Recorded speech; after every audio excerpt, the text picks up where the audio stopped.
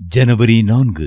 நொண்டிச்சாக்கு. கடவுள் நம்மை அசுத்தத்திற்கு அல்ல பரிசுத்தத்திற்கே அழைத்திருக்கிறார். 1 தெசலோனிக்கேயர் 4:7. நாம் செய்யும் ஒவ்வொரு பாவத்திற்கும் ஒரு சாக்கு போக்கு கண்டுபிடிக்க பிசாசு நமக்கு உதவுகிறான். நொண்டிச்சாக்குகள் சொல்வதை நாம் நிறுத்தாவிடில் நாம் நொண்டியடித்துக் கொண்டுதான் இருப்போம். கடவுளுக்கு முன் பரிசுத்தமாய் வாழ நாம் தவறும்போது நாம் பொதுவாக சொல்லும் 10 சாக்கு போக்குகளை இன்றும் வருகின்ற நாட்களிலும் கேட்போம். பரிசுத்தம் அசாத்தியம். இச்சாக்கு போக்கு கடவுளை ஓர் அன்பு தந்தையாய் அல்ல, இரக்கமற்ற சர்வாதிகாரியாய் வர்ணம் தீட்டுகிறது.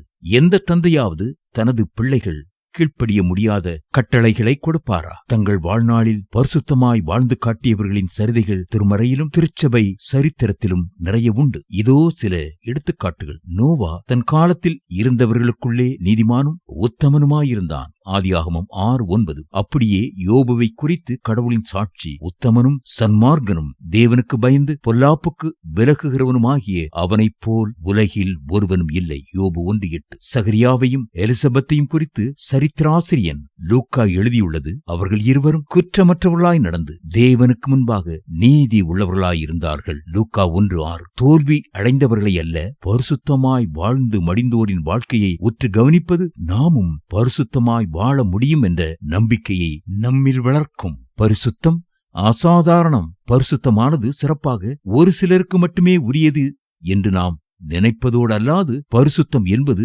சராசரி நிலைக்கு அப்பாற்பட்டது என்றும் நாம் முடிவு கட்டுகிறோம். கொரிந்தியர் நிருபங்களானது முதிர்ச்சி அடைந்த ஒரு கிறிஸ்தவ குழுவினருக்கு அல்ல, இன்றிருப்பது போன்ற சண்டைகளும் சரசங்களும் நிறைந்த ஒரு சபைக்கே எழுதப்பட்டது.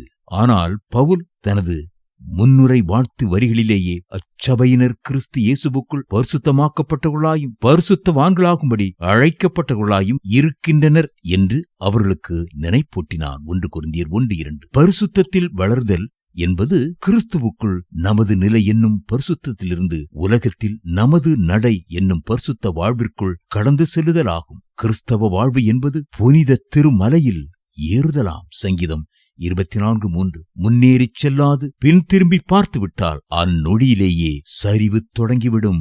பிலிப்பியர் 3:12-14 வரை. இயேசுவினாலன்றி பரத்தில் நுழைய தகுதியான பரிசுத்தவானும் இல்லை, இயேசுவினால் பரிசுத்தம் பண்ணப்பட தகுதியற்ற பாவியும் இல்லை.